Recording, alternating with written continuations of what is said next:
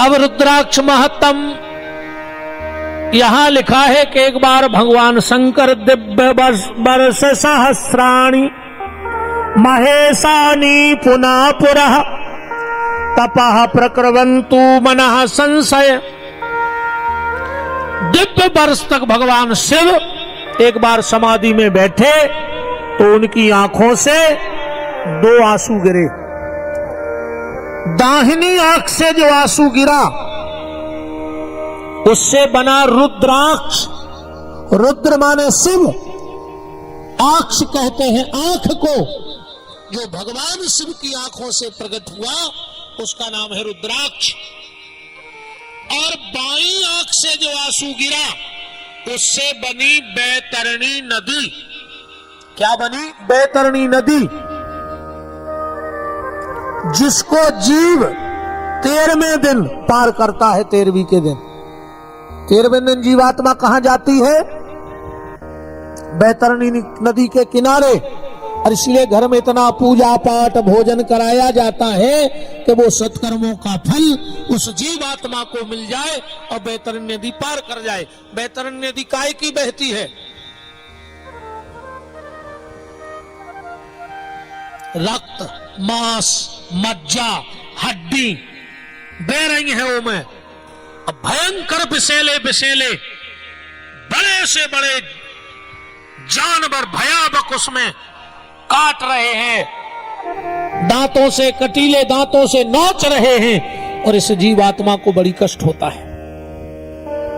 अब एक बात और सुन लो, यह बात भी दिमाग में बैठा लियो। खूब आदमी पितर पितर पितर पितर चिल्ले आ रहा है।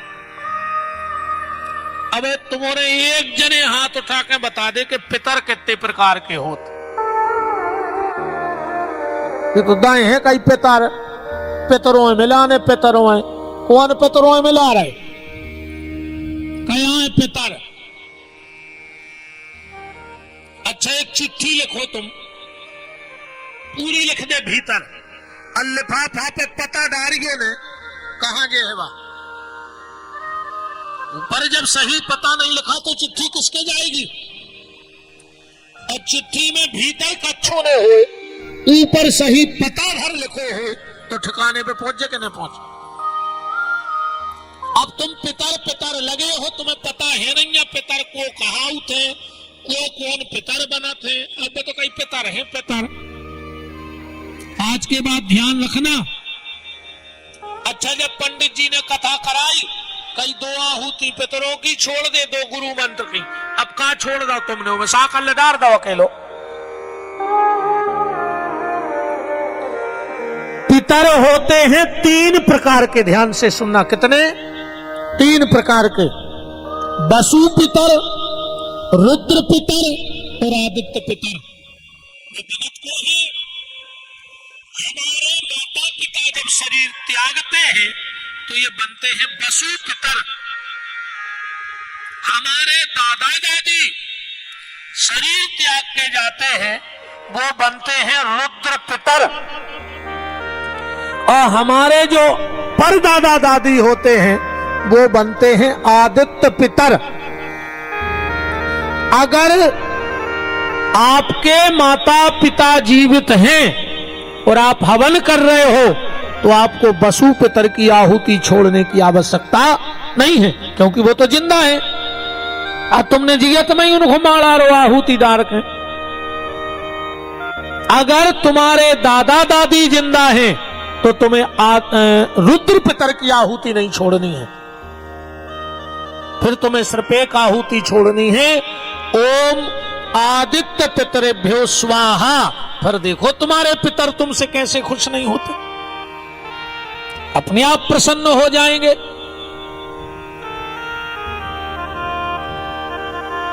तो ध्यान रखना। आज के बाद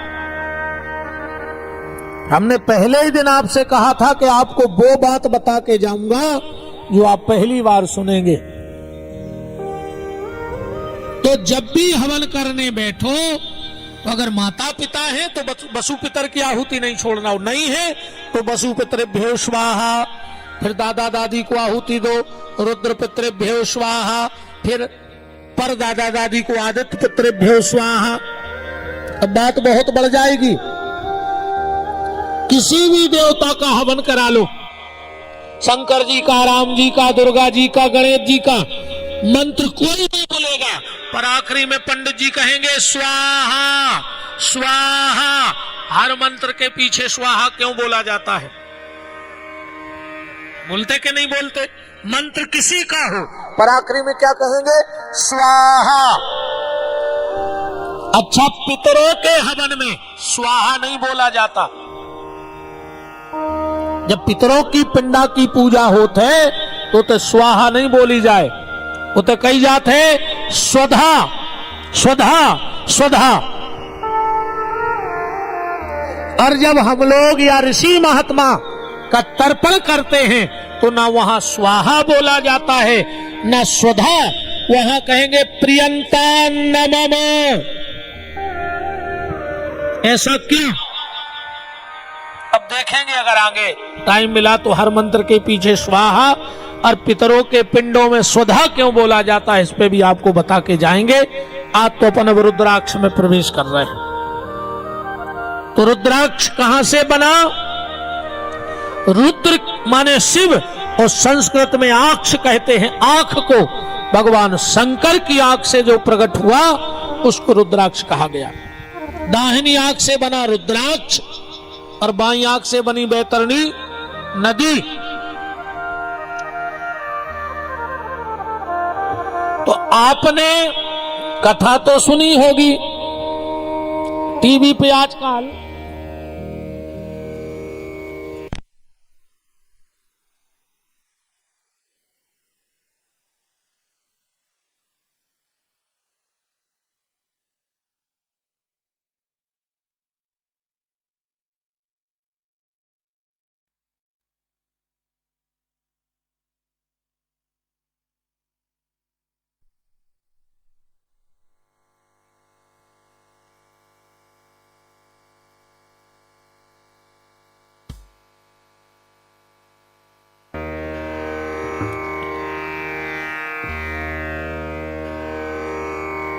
एक मुखी से लेके 14 मुखी तक के रुद्राक्ष हैं। एक मुखी से लेके कितने? 14 मुखी तक के रुद्राक्ष की कथा से महापुराण में है। किस रुद्राक्ष को किस देवता के नाम से धारण करना चाहिए और किस कामना के लिए कौन सा रुद्राक्ष व्यक्ति को पहनना चाहिए। अब यहां लिखा है एक वक्रः शिवो साक्षात् भुक्ति मुक्ति फलप्रदः तस्य दर्शन मात्रेण ब्रह्म हत्या वपोहति। एक मुखी रुद्राक्ष साक्षात भगवान शिव ही हैं। साक्षात शिव हैं भगवान। एक मुखी रुद्राक्ष ये कौन से पाप को दूर करता है? एक मुखी रुद्राक्ष बोले तस्य दर्शन मात्रेण ब्रह्म हत्या वपोहति। अगर किसी को ब्रह्म हत्या लग गई हो तो उसको एक मुखी रुद्राक्ष पहना दो तो ब्रह्म हत्या का दोष समाप्त हो जाता है। एक मुखी रुद्राक्ष ब्रह्म हत्या के दोष को खाली उसका दर्शन मात्र करने से। अब आजकल तो एक मुखी रुद्राक्ष खूब टीवी पे तुमने देखता ही हुई हो नहीं क्या? जब भी बड़े हो सके थे। मैं एक हफ्ते पहले बड़ा परेशान था, फिर मेरे एक परिचित ने मुझे बताया, फिर मैंने एक मुखी रुद्राक्ष मंगाया। 3 महीने में मेरी 4 फैक्टरियां हो गई। अच्छा, तो जे के में धरे हो गए तो 200 फैक्टरी कहां है? जब तो 3 महीना में 3 फैक्टरी हो गई। एक मुखी रुद्राक्ष बहुत कम होते हैं, नेपाल में होते हैं। ध्यान से सुनना, हम अभी पिछले साल ही नेपाल शिव महापुराण की कथा गाने गए थे। आप YouTube पे देख सकते हैं। इतना भर बोल देना विपिन बिहारी नेपाल कथा, तो हमारी काठमांडू की कथा डली है नेपाल की। नवंबर में नवंबर में गए थे, नवंबर में। अभी साल भर भी पूरा नहीं हुआ। तो वहां 3 एक मुखी रुद्राक्ष होते हैं, ऐसी मान्यता है साल में। तो उन 3 का क्या होता है बोले, एक पशुपतिनाथ जी की माला में डाल दिया जाता है, एक नेपाल के राजा को भेंट कर दिया जाता है, और एक प्रसाद में डाल दिया जाता है जिसके भाग्य में चला जाए। एक मुखी रुद्राक्ष का वो प्रभाव है कि मौत भी एक बार सोचती है। आप सबने शायद इतिहास पढ़े होंगे, हमारे देश में पूर्व जो प्रधानमंत्री रही श्रीमती इंदिरा गांधी, उनके पास एक मुखी रुद्राक्ष था। और जिस दिन उनको गोली लगी, आप पता कर लेना, वो एक मुखी रुद्राक्ष घर में भूल करके आई थी, उस दिन पहन नहीं पाई थी। एक मुखी रुद्राक्ष का यह प्रभाव है कि मौत को भी हटना पड़ता है। तो एका बक्रः शिव साक्षात भुक्ति मुक्ति फल प्रदा तस् दर्शन मात्रेणो ब्रह्म हत्या विपोहति। अब आता है 2 मुखी रुद्राक्ष।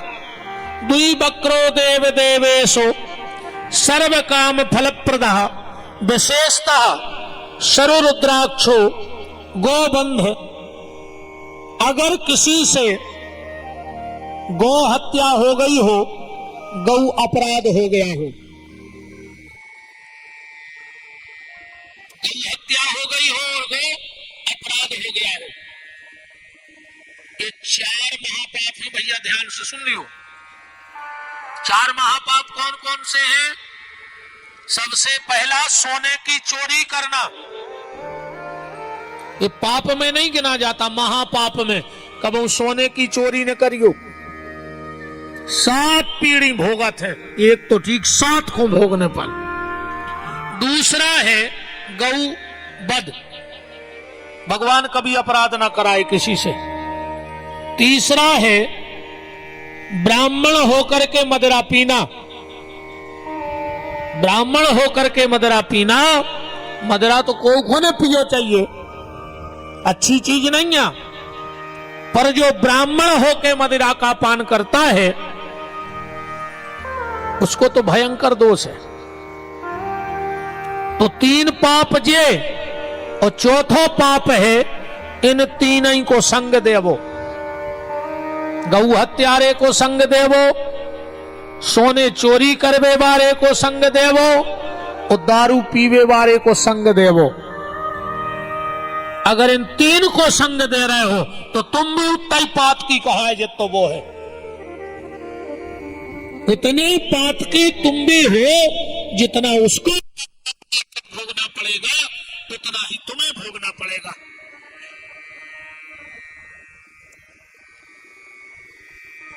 और अगर ये 3 पाप बन गए हुए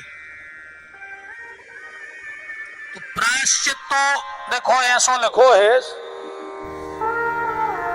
कि जे ब्राह्मण ने दारू पी हो या जे आदमी ने दारू पी हो, अगर एक को प्रायश्चित करने हैं तो जहां से तुमने दारू बैठ के पी है उते लगाओ जमीन में नाक, और गंगा जी तक घेटो नाक।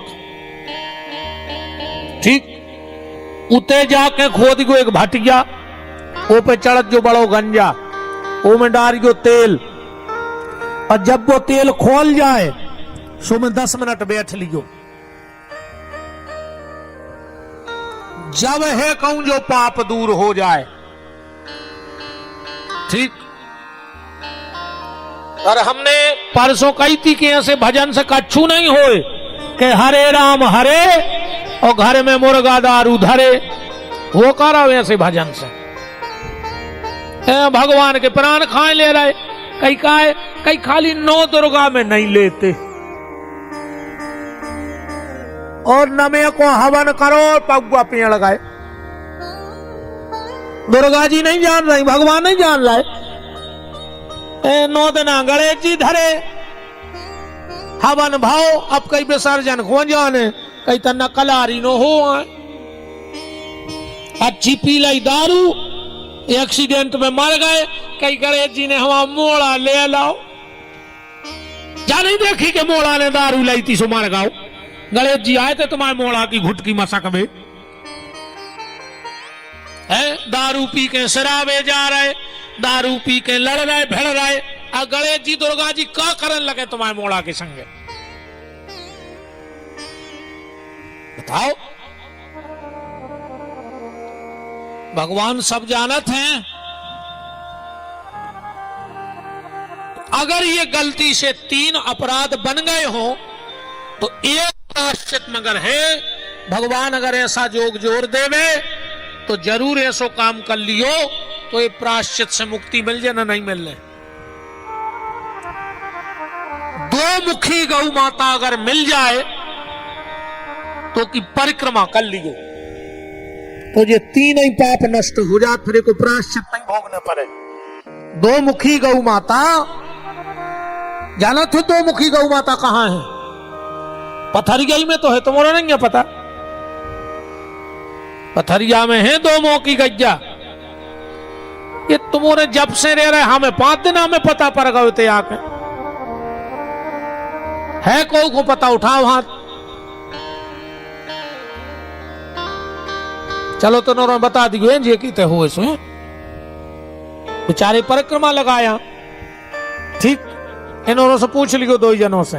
वृंदावन बिहारी लाल की। तब हम आगे बढ़े। जो चीज तुम्हें पता है बाने बते हम।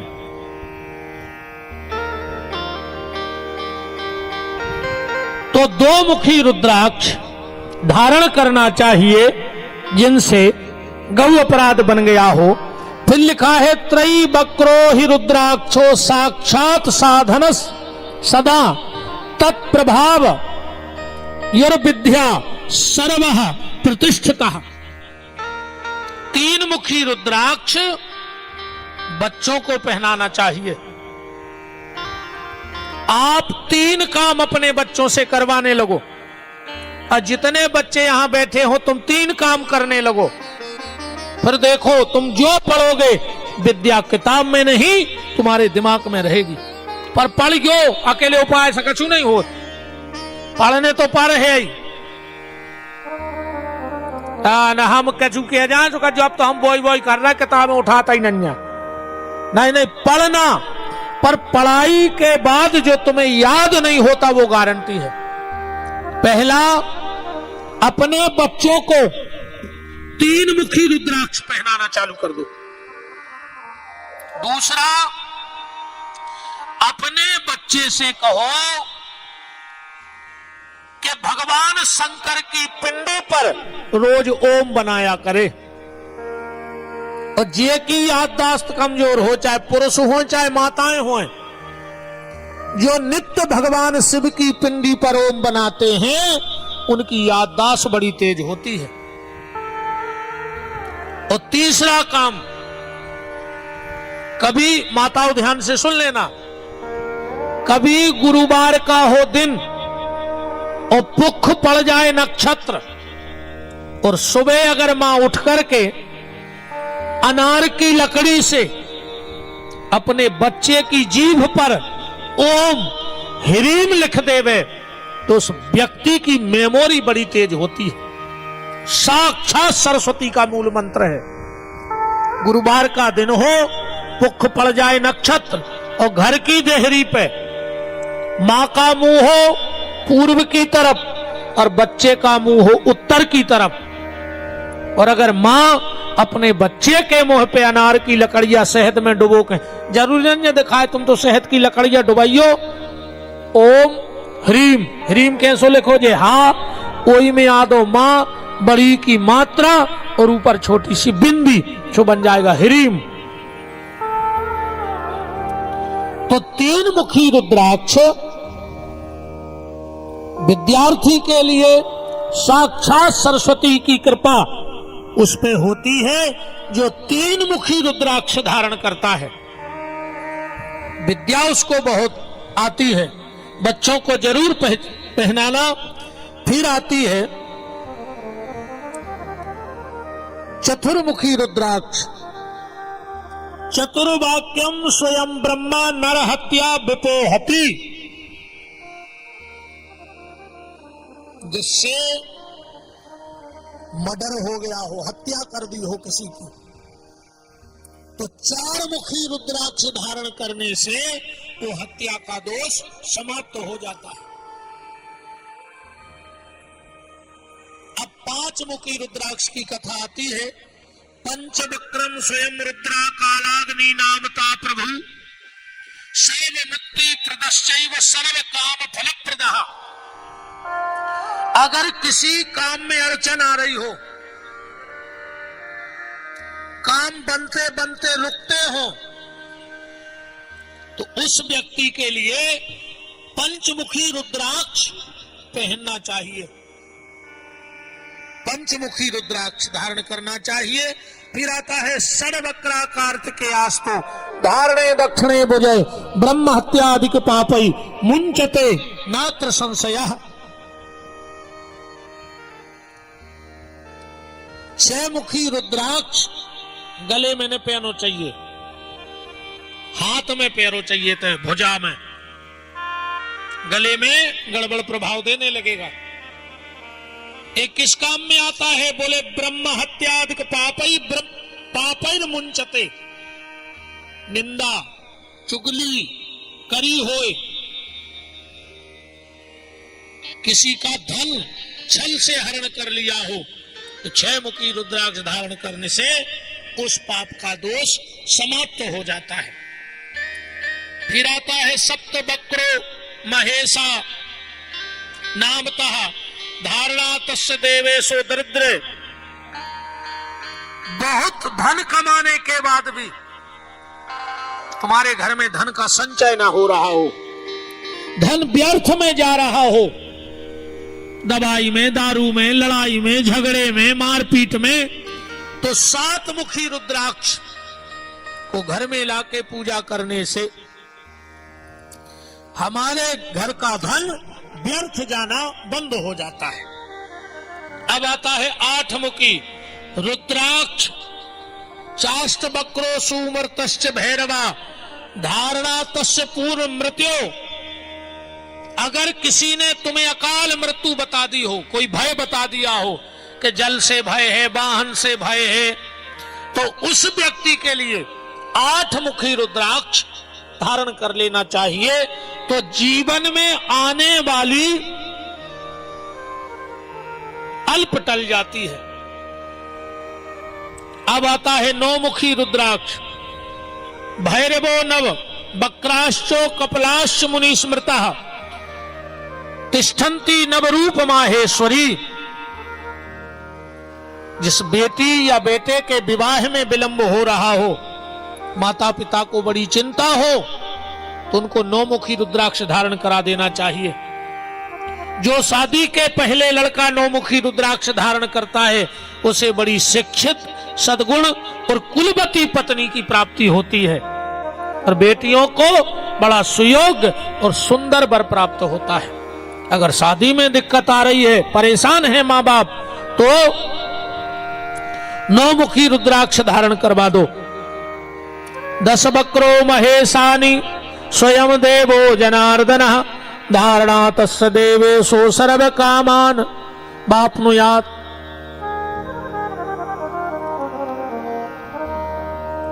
किसी भी कार्य में असफलता मिल रही हो, दुकान हो, बिजनेस हो, उसके लिए 10 मुखी रुद्राक्ष की पूजा करनी चाहिए। जो दुकानदार हैं वो 10 मुखी रुद्राक्ष अपनी दुकान में जरूर रखें। हाँ, फिर आप दुकानदारी देख लेना। अब आया 11 एकादश मुखो यास्तु रुद्राक्ष परमेश्वरी सा रुद्रो धारणा तस्य सर्वत्र विजयी भवेत। जो पॉलिटिशियन हैं, जो नेता हैं, जो पत्रकार हैं, जो कलाकार हैं, इनके लिए 11 मुखी रुद्राक्ष धारण करना चाहिए। जो नेता पॉलिटिक्स के क्षेत्र में हैं, अगर वो 11 मुखी रुद्राक्ष धारण करते हैं तो उन्हें कभी पराजय का मुंह नहीं देखना पड़ता। पत्रकार, कलाकार और नेता ये 3 काम करने लगे तो इनको कभी पराजय का मुंह नहीं देखना पड़ेगा। गणेश जी की पूजा, त्रिलोक विजय को पाठ अगर नहीं कर पाओ तो जो नियम बना लो कि हम चाहे मोबाइल में बैठ के मंदिर में 5-7 मिनट त्रिलोक विजय सुने, मनो डेली सुने।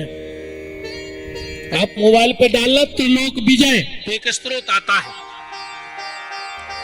त्रिलोक विजय का पाठ, गणेश जी की पूजा और 11 मुखी रुद्राक्ष जिसके पास होता है वो जीवन में कभी पराजय का मुंह नहीं देखता। और एक बात और सुन लो,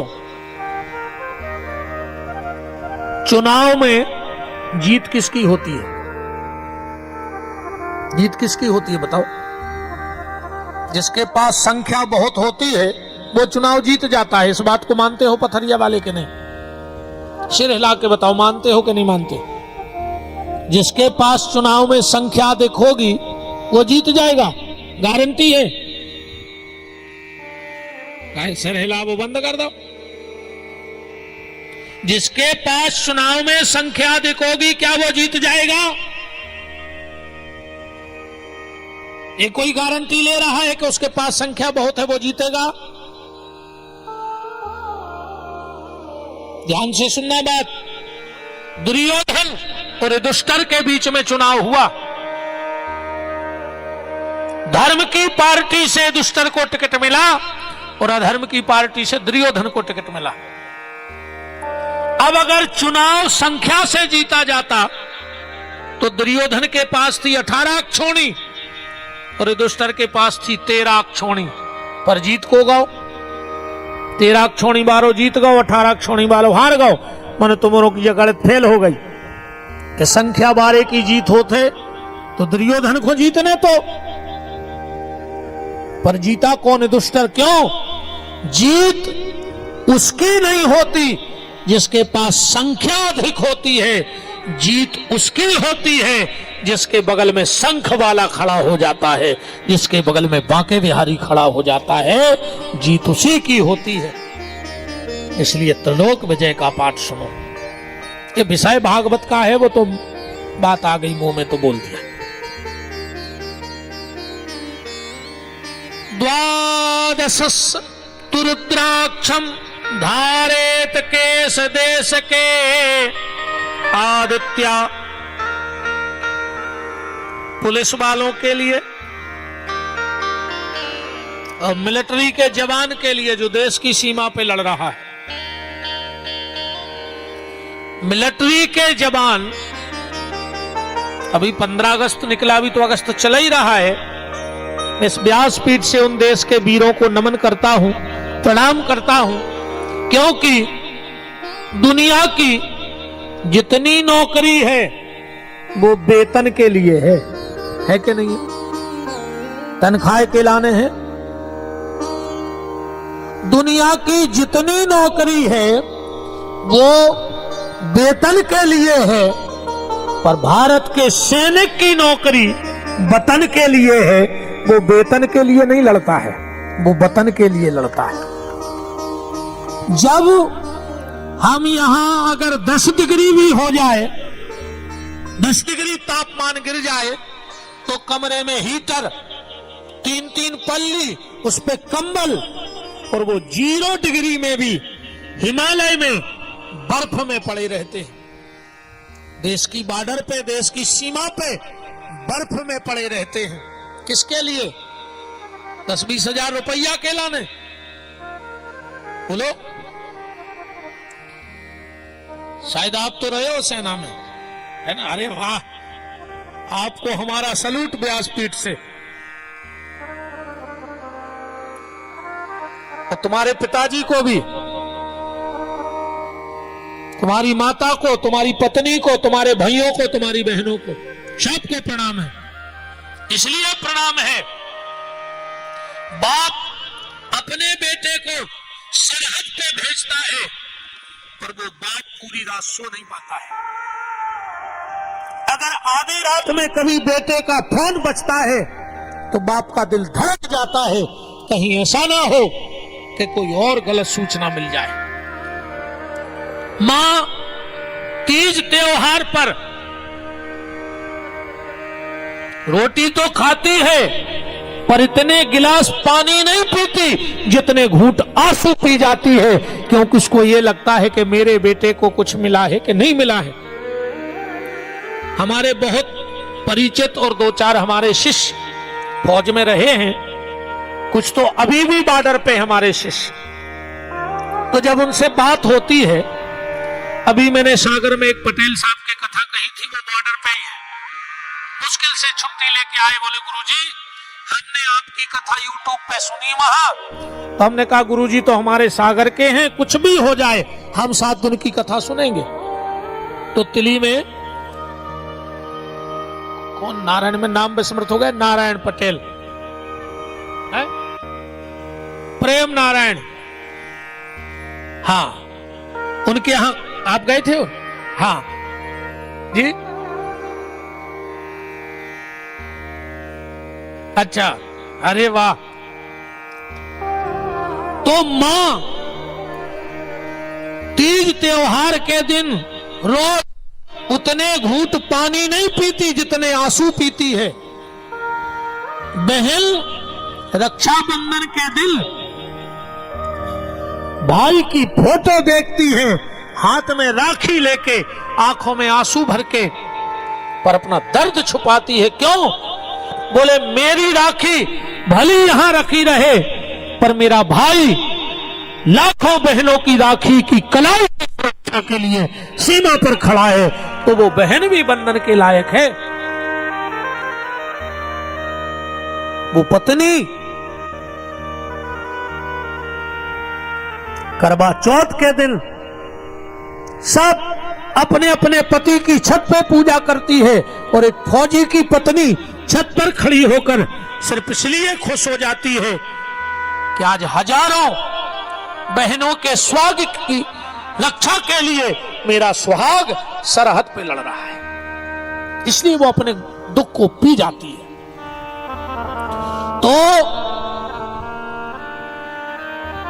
संसार की जितनी नौकरी है वो वेतन के लिए है, पर सैनिक की नौकरी वतन के लिए है, वो वतन के लिए लड़ता है। बताओ, कोई 40-50 हजार रुपए, अरे लाख होगा, कोई सीने पे गोली खाने को तैयार हो सकता है?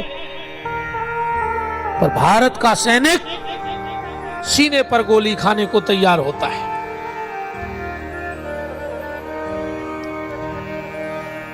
उन बच्चों से पूछो, एक शहीद हो गया जवान, बेटा 5 साल का था। मां ने सोचा अगर बच्चे को बताऊंगी कि तुम्हारे पापा शहीद हो गए तो बच्चा पढ़ नहीं पाएगा, तो मां ने बताया नहीं अपने बच्चे को कि तुम्हारे पापा शहीद हो गए। बच्चा जब भी कहता मम्मी पापा नहीं आए, मम्मी पापा नहीं आए, बेटा तेरे पापा को छुट्टी नहीं मिल रही, तेरे पापा को छुट्टी नहीं मिल रही। तो मेरे मन में भाव आए, उस लड़के ने एक दिन मां से पूछा, एक एक करके बीत गए हैं, एक एक करके बीत गए हैं ये सारे त्योहार, मां छुट्टी लेके कब आएंगे पापा अब की बार? मां पूरे साल के त्योहार बीत गए पर पापा नहीं आए। बहुत दिनों से मां तुमने बिंदी का लगाना छोड़ दिया। मां ऐसा क्या हो गया कि तुमने अपने माथे पर बिंदी लगाना बंद कर दिया? मुझे नाज है, मुझे नाज है उन बच्चों पे यारो, मुझे नाज है उन बच्चों पे यारो जो कहते हैं मम्मी न तुम भूल जाना तुम्हें मेरे पापा के प्राणों की सौगंध, मुझे भी वतन का सिपाही बनाना। जिसका बाप शहीद हुआ वो बेटा मां से कहता है कि तुम्हें मेरे पापा के प्राणों की सौगंध, मुझे भी वतन का सिपाही बनाना।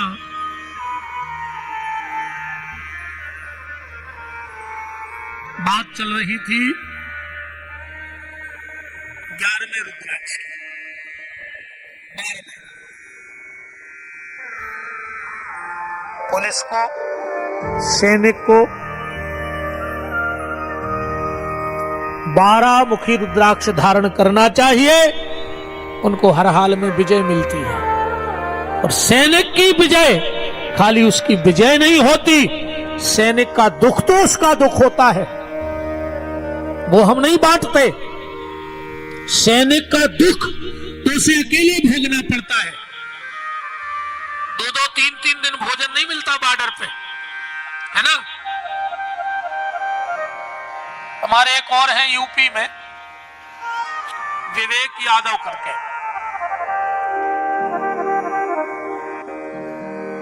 वो ट्रेनर हैं, ट्रेनिंग देते हैं, और जब किसी आतंकवादी को पकड़ते हैं तो उन्हीं के सुपुर्दगी में आते हैं। वो बता रहे थे, गुरुजी लोगों को लगता है कि मिलिट्री की नौकरी सरल है, पर हम लोगों से पूछो। उन्होंने भी कथा कराई थी हमारी बिहार में, अरवल जिले में रामपुर गांव में। इसलिए बहुत फौजियों का मैं बड़ा सम्मान करता हूं, मेरे मन में बड़ी श्रद्धा है, और मैं ये मानता हूं कि सबसे बड़ी पूजा भारत का फौजी कर रहा है, क्योंकि वो सीमा पे डटा है। इसलिए हम यहाँ भागवत और राम कथा से महापुराण गा रहे हैं, वरना हम ये भागवत ना गा पाते। सबसे बड़ी पूजा फौजी की है।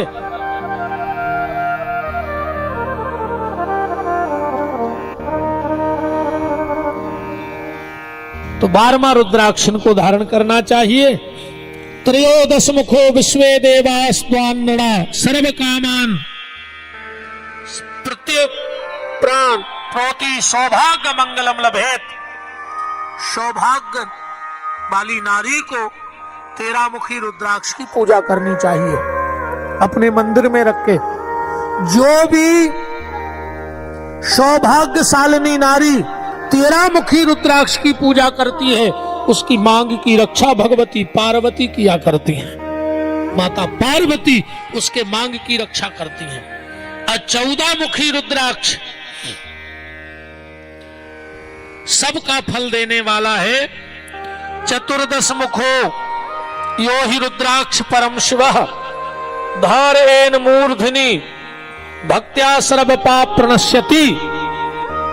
अब इनके भैया 14 के मंत्र हैं, कौन मंत्र से कौन रुद्राक्ष धारण करो चाहिए। अब मंत्र तो आपको न लिखते बनेगा, अब हम कोशिश करेंगे कि एक वीडियो बना करके 14 मंत्र बोल देंगे। एक आध बार तुम लोग रिकॉर्डिंग करके डाल देना कि कौन से रुद्राक्ष को शरीर में किस अंग में धारण करना चाहिए, और कौन से रुद्राक्ष के कौन से देवता हैं। ये बटे हैं 14 रुद्राक्ष अलग अलग देवताओं को, और 14 के मंत्र हैं कि इन मंत्रों को बोल के जो रुद्राक्ष धारण करो तो फल होता है। हम क्या करें भैया, हमारा एक स्वभाव है, हम थोड़ा चमक धमक मीडिया से पल्ली काट के चलते हैं। हम सत्य बताएं ना, हमें ये लगता है भगवान जानते हैं कि खूब हम चैनलों पे आए, खूब हम पेपरों में छाए रहें। हम तो वो एक ही कामना है कि हम तो भगवान की छत्र छाया में बने रहें, और ऐसा ही आनंद हमाओ भजन होता रहे। ज्यादा चमक धमक की जिंदगी हमें पसंद नहीं है। बिल्कुल साधारण जिंदगी जीने हैं, साधारण से आदमी हैं, ऐसा ही काटे दे रहा। राम 40-41 साल काटा ही दे, हम के 30 और बचे होंगे, 17 नो सरक जे पर का। ये तो पुराने आदमी हैं दद्दा, ये शुद्ध घी की चमक या है। अब हमारो नहीं मिल रहा शुद्ध डालडा। पूरे बिसेली सब्जी खा रहे दबाओ बारी, सुबह तो अधराई पिया धरे जो अंदर न सरक जाए।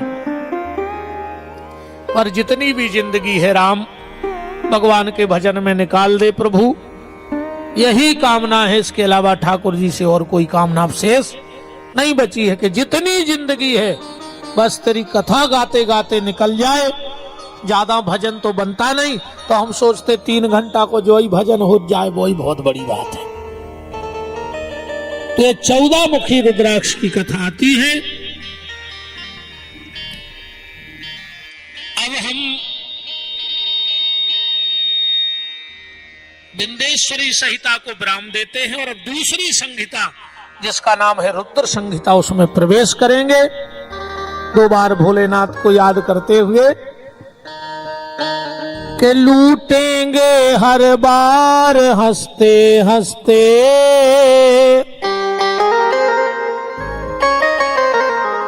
कि लूटेंगे हर बार हंसते हंसते, भोले तेरा